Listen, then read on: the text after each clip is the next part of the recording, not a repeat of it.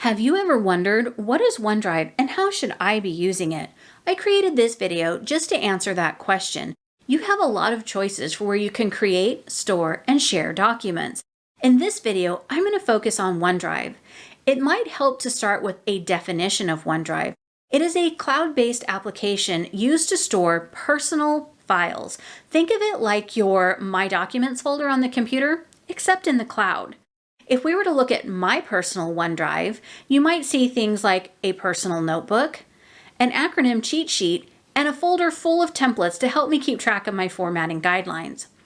Another important thing to keep in mind is that some Microsoft applications are going to automatically download information to your OneDrive. For example, if you were to go into Microsoft Forms and create a personal form, and then download the results to Excel, those Excel results are going to automatically save to your OneDrive. Another great example is when you go and record a Teams meeting, that recording will automatically save to OneDrive. I'm not going to get too far into the weeds about whose OneDrive that recording went to. Microsoft has a lot of documentation on that.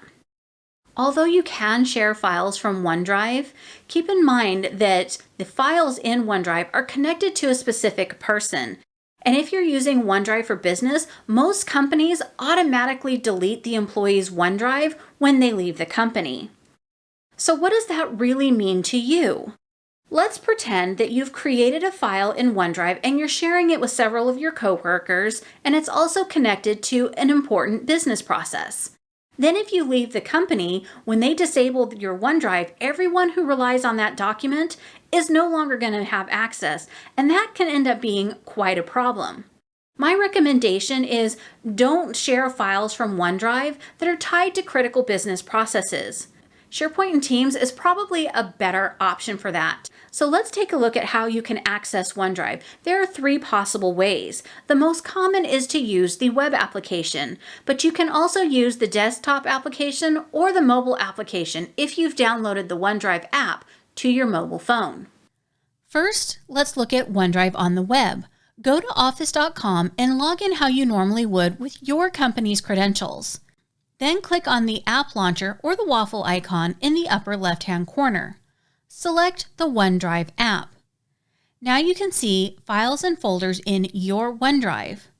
Notice on the right-hand side of the screen there is a shared column. Most of my documents and folders say private, but I have a shared file as indicated by the shared icon. This is a quick visual indicator so that you will know which files you have shared. Now let's look at how to find the OneDrive application on the desktop.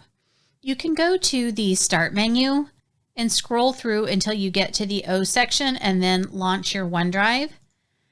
What I normally do is go to the File Explorer in my toolbar, and then I will go to the OneDrive from the navigation menu on the left-hand side. And here you will see the exact same folders that I showed you earlier, my notebook, my cheat sheet, and my folder full of templates. Now keep in mind, as you make changes from the desktop app, they're automatically going to sync to OneDrive on the web. To use OneDrive on your mobile phone, you will go to the App Store or equivalent for your phone and search for the OneDrive app. Now in this case, mine is already downloaded, so all I would need to do is click Open. And then from here, it's automatically going to authenticate for me, but you would have to put in your username and password the first time. If you're curious about when SharePoint or Teams might be a better option, I will put those videos on the screen when they're ready, so they may or may not be there, depending on when you're watching. Thank you for watching, and I'll see you in the next video.